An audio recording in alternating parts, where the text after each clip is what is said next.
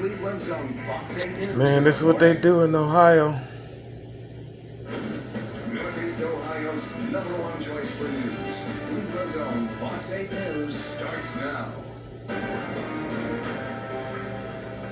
The video you're about to watch is heartbreaking. It's very tough to take in. As he's running away, what is reasonable? To gun him down? No, that's not reasonable. When you shoot that many times on a chase, you shoot that many times, and even when a person is laying, you're still firing. There's no justice for that, and we're looking for justice. We get our first look at shocking body cam video of a police-involved shooting in Akron. State investigators are trying to figure out exactly what happened the morning Jayland Walker died. Tonight, the entire city is on edge and demanding answers, with protests starting to grow. Good evening, and thank you for staying up with us tonight. I'm Jennifer Jordan. In just a few hours, it will be 1 full week since 25-year-old Jayland Walker died, and today's news conference leaves us with plenty of questions still unanswered. We want to warn you right now, some of the images you're about to see may be difficult to watch for some viewers. Jack Shea leads off our team coverage tonight in Akron. Jack. Jennifer, the mayor of Akron says those newly released videos are, quote, shocking and heartbreaking. And while they answer some of the questions about what happened 1 week ago, we may not know the complete story until the investigation by the state of Ohio is completed. Again, tonight, we are warning you, some of you will find this video and the other videos disturbing. Newly released Akron police body camera video reveals that on June 27th at 12:30 a.m., police attempted to pull over a car for a traffic violation and a broken taillight.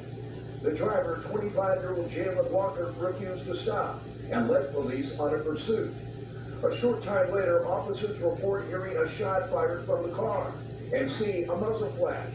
A gun and loaded magazine were later found on the driver's seat of Jayland Walker's car. 21 shots fired, and we just had a shot come out of his door. The police chief of Akron says at that moment, the nature of the pursuit and how officers would react changed dramatically. It went from being a routine traffic stop to now a public safety issue. After the shot was fired, additional officers joined the pursuit. 6 minutes after the chase began, it ended when Jayland Walker stopped his car and jumped out of the passenger seat. He then began to run.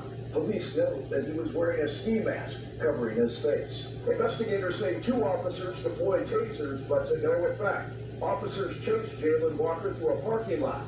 A short time later, 8 officers fired an estimated 90 rounds.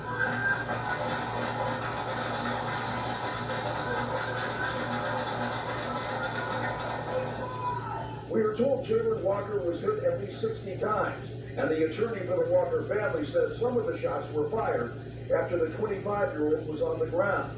The mayor of Akron had this reaction to the newly released video. Personally, there are no amount of superlatives, and I've talked about being beyond outraged, beyond shocked, and extremely heartbroken that I can use to describe my feelings. The police chief of Akron says the 8 officers involved in the deadly shooting have not given formal statements to APD investigators or BCI.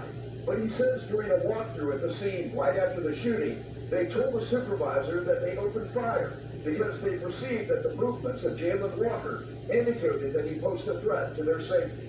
Each officer, independent of each other, related that they felt that Mr. Walker had turned and was motioning and moving into a firing position. But the attorney for Jayland Walker's family says on Thursday, the police chief indicated that he saw no evidence on the videos that the 25-year-old was posing a threat before the officers opened fire. Attorney Bobby DiCello calls the actions of the officers unreasonable. As he's running away, what is reasonable? To gun him down? No, that's not reasonable. No one can say what Jayland Walker's mindset was at the time of the pursuit or the shooting. But the family attorney says, quote, he was obviously in pain. It turns out that Jayland Walker's fiancée had been killed in a traffic accident back in May. A gold wedding ring was found next to the gun and magazine in his car. What has happened to him about that time that he would flee the scene? that he would act in the manner that he did. In that way, would it be indicative of some distress, some fear, something that he was going to? I don't know. We're going to hopefully drill down and find that out. And we are told the 8 officers involved in the deadly shooting are now on paid administrative leave. Paid administration leave. That's the Jesuit program. Jennifer? Okay, Jack.